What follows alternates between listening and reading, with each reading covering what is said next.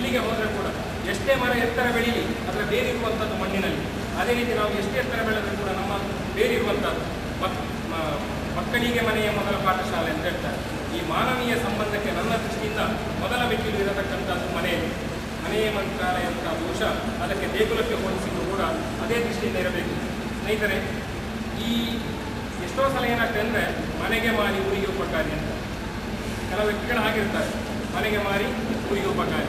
ಆದರೆ ನಾವು ಮನೆಯಲ್ಲಿಯೇ ಇದ್ದುಕೊಂಡು ಆ ಅದ್ಭುತವಾದಂತಹ ಮಾನವೀಯ ಸಂಬಂಧವನ್ನು ನಮ್ಮ ಮನೆಯಲ್ಲಿಯೇ ಬೆಳೆಸಿಕೊಳ್ಳುವುದರ ಮುಖಾಂತರ ಈ ದೇಶಕ್ಕೆ ಅಥವಾ ಈ ನಮ್ಮ ನಾಡಿಗೆ ಒಂದು ಒಳ್ಳೆಯ ಕೊಡುಗೆಯನ್ನು ಕೊಡಲಿಕ್ಕೆ ಸಾಧ್ಯ. ನೋಡಿ, ಮನೆಯ ಮೆಟ್ಟಿಲು ಎರಡು ದೃಶ್ಯವನ್ನು ತೋರಿಸುವುದರ ಮುಖಾಂತರ ನಮ್ಮನ್ನು ಕನ್ಕ್ಲೂಡ್ ಮಾಡಿದ್ದಾರೆ.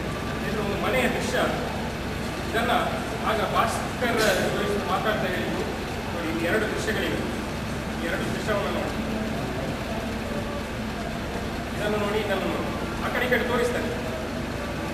ಕಾಣ್ತಾ ಇದೆ, ಕಾಣ್ತಾ ಇದೆ. ಏನಿದೆ? ಒಂದು ಮನೆಯ ದೃಶ್ಯ ಇದು. ಈ ಎರಡು ಮನೆಯ ದೃಶ್ಯ, ಮುಂದೆ ಮನೆಯ ಎರಡು ದೃಶ್ಯಗಳನ್ನು ನಾನು ತೋರಿಸಿದೆ. ಏನು ಕಾಣ್ತಾ ಇದೆ? ಏನು ಗುರುತಿಸಿದ್ರಿ ನೀವು ಇದರಲ್ಲಿ? ಒಂದು ಚಿತ್ರದಲ್ಲಿ ಏನಿತ್ತು? 5 ನಿಮಿಷ ಇರುವಂಥದ್ದು.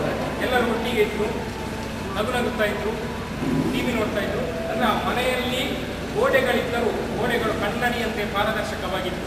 ಅದು ವ್ಯಕ್ತಿಗಳ ಮಧ್ಯದಲ್ಲಿ ಒಂದು ಗ್ಯಾಪನ್ನು ಉಂಟು ಮಾಡಲಿಲ್ಲ.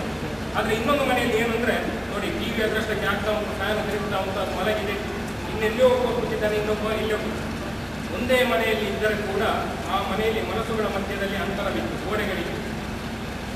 ಇವತ್ತು ನಾವು ಎಷ್ಟು ಜನಕ್ಕೆ ನಮಗೆ ಪುರುಸೊತ್ತಿದೆ ಮನೆಯಲ್ಲಿ ಕೂತು. ಈ ನರಿ ಅಂತೇಳಿ ಗ್ರಾಮೀಣ ಪ್ರದೇಶದಲ್ಲಿ ಅದು ಮೊದಲೆಲ್ಲ ಸಂಪ್ರದಾಯ ಇತ್ತು. ಸಹನಾಭವತು ಸಹನೋಗುರತ್ತು ಸಾವಿರ್ಯಂಕರವಾವಹಿ ತೇಜಸ್ವಿನಾವಹಿ ತಮಸ್ತು ಮಾವಿದ್ವಿಷಾವಹಿ ಅಂತ. ಅಂದರೆ ಈ ಊಟ ಮಾಡುವಂಥದ್ದು ಕೂಡ ಒಟ್ಟಿಗೆ ಸಹಭೋಜನ ಅಂತ ಹೇಳುವಂಥ ಒಂದು ಕಲ್ಪನೆ ನಮ್ಮಲ್ಲಿ ಒಟ್ಟಿಗೆ ಕೂತು ಮನೆಯ ಮಕ್ಕಳು ಎಲ್ಲರೂ ಕೂತು ನಕ್ಕೂರಲ್ಲಿ ಇರ್ತಾ ಇತ್ತು. ಇವತ್ತು ನಮಗೆ ಪುರುಸೊತ್ತಿಲ್ಲ. ಇವತ್ತು ನಮ್ಮದೇನಿದ್ರೆ ಕಂಪ್ಯೂಟರ್ ಯುಗ, ಫಾಸ್ಟ್ ಸ್ಟೆಟ್ ಯುಗ. ಇವತ್ತು ಈಗ ಇಲ್ಲಿದ್ದರೆ ಮತ್ತೆ ಅಲ್ಲಿಗೆ ಹೋಗ್ಬೇಕು, ಇನ್ನೊಂದು ಕಡೆ ಹೋಗಬೇಕು. ನಮಗೆ ಈ ಸಂಬಂಧಗಳನ್ನು ಬೆಳೆಸಿಕೊಳ್ಳಲಿಕ್ಕೆ ಸಾಧ್ಯ ಇಲ್ಲ. ಎಷ್ಟು ಜನ ನಾವು ನಮ್ಮ ಮನೆಯಲ್ಲಿ ಬೆಳಗಾತ ಇದ್ದು ನಮ್ಮ ತಂದೆ ತಾಯಿಗೆ ನಮಸ್ಕಾರ ಮಾಡ್ತೇವೆ. ಈ ಗುಂಪಿನಲ್ಲಿ ನಾನನ್ನು ಪ್ರಶ್ನಿಸುವುದಕ್ಕಾಗಿ, ಈ ಕಳೆಯುವುದಕ್ಕಾಗಿ ನಾನು ಕೇಳ್ತಾ ಇಲ್ಲ, ಎಷ್ಟು ಜನ ನಾವು ಮಾಡ್ತೇವೆ? Raise the hands. ಇಲ್ಲ. ತಾಯಿಯ ಊಟ ಮಾಡಿದ, ತಾಯಿ ಒಂದು ಬಡಿಸಿದಂಥ ಊಟ ಚೆನ್ನಾಗಿದೆ ಅಂತ ಹೇಳಿ ಆ ತಾಯಿಯಲ್ಲಿ ಈ 25 ವರ್ಷದಲ್ಲಿ ಎಷ್ಟು ಜನ, 20 ವರ್ಷದಲ್ಲಿ ಎಷ್ಟು ಜನ ಅವರ ತಾಯಿಗೆ ಹೇಳಿದ್ದೀರಿ? ಹೀಗೆ ನನಗೆ ಸ್ನೇಹಿತರೆ ಯಾಕೆ ಹೇಳ್ತಾ ಇದ್ದೇನೆ, ನಮ್ಮಲ್ಲಿ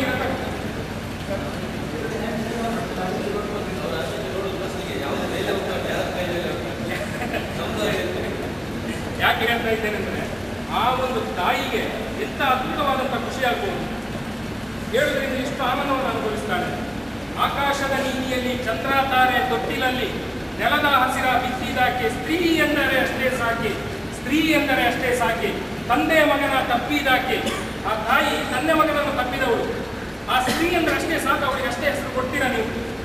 ಅಂತ ಅದ್ಭುತವಾದಂಥ ಮಾತು ಆ ವ್ಯಕ್ತಿತ್ವಕ್ಕೆ. ನಾವು ನಮ್ಮ ಊಟ ಅಡಿಗೆ ಮಾಡಿದ್ದು ಚೆಂದಾಗಿದೆ, ಅಮ್ಮ ಇವತ್ತು ನೀನು ಚಂದ ಕಾಣ್ತಿ, ಇವತ್ತು ಡ್ರೆಸ್ ಚಂದ ಮಾಡಿದ್ದೆ, ನೀವು ಜಡೆ ಚಂದ ಕಾಣ್ತಿ. ಎಷ್ಟೊಂದು ಸಣ್ಣ ವಿಚಾರ ಮುಖಾಂತರ ಆ ತಾಯಿಗೆ ಖುಷಿ ಕೊಡ್ಬೋದು, ಆ ತಂದೆಗೆ ನಾವು ಖುಷಿ ಕೊಡ್ಬೋದು. ನೀನು ತಂದು ಕೊಟ್ಟಂತ ಅಂಗಿ ಭಾರಿ ಚಂದ ಉಂಟು, ತಂದೆಯಲ್ಲಿ ನಮಗೆ ಹೇಳಲಿಕ್ಕೆ ಬಿಡಿಸೋದಿಲ್ಲ. ಸ್ನೇಹಿತರೆ, ಮನೆಯಲ್ಲೇ ನಾವು ಮಾನವೀಯ ಸಂಬಂಧಗಳನ್ನು ಬೆಳೆಸಿಕೊಳ್ಳಲಿಕ್ಕೆ ಕಷ್ಟ ಆಗ್ತಾ ಉಂಟು.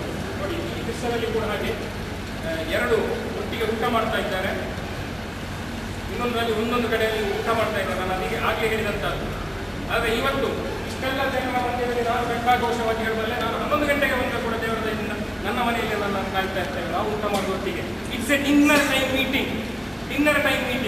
ಆ ಒಟ್ಟಿಗೆ ಕೂತು ಮಾತನಾಡುವಾಗ ಇಡೀ ಗಂಡ ಹೆಂಡತಿರಂಥ ಸಂಬಂಧ ಏನಾಗ್ತದೆ ಅಂದರೆ, ಹೆಂಡತಿಯೊಬ್ಬರು ಮನೆಯಲ್ಲಿದ್ದರೆ ನಾನು ಒಬ್ಬ ಸಿಪಾಯಿ, ನನಗದೇ ಕೋಟಿ ರೂಪಾಯಿ, ಸ್ವಲ್ಪ ಸಮಯ ಮಾತ್ರ ಅಂದರೆ ಮತ್ತೇನಾಗ್ತದೆ, ಹೆಂಡತಿ ಪ್ರಾಣ ಹಿಂಡುತ್ತಿ.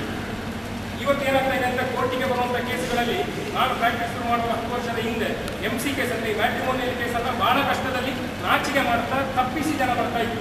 ನನ್ನ ಹೆಂಡತಿಗೆ ಮತ್ತು ನನಗೆ ಸರಿ ಇಲ್ಲ, ನನಗೆ ಡೈವರ್ಸ್ ಆಗಬೇಕು ಅಂತ. ಇವತ್ತು ಸ್ನೇಹಿತರೆ, ನಾವು ಈ ಕಂಪ್ಯೂಟರ್ ಯುಗದಲ್ಲಿದ್ದೇವೆ, ಸಾಫ್ಟ್ವೇರ್ ಯುಗದಲ್ಲಿದ್ದೇವೆ.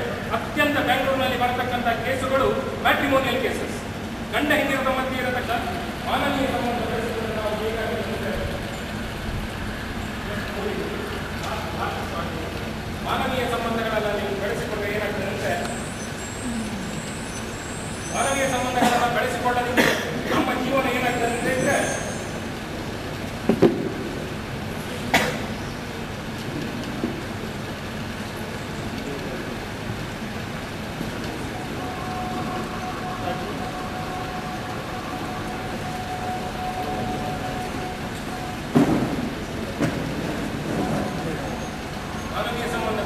ಈ ಥರ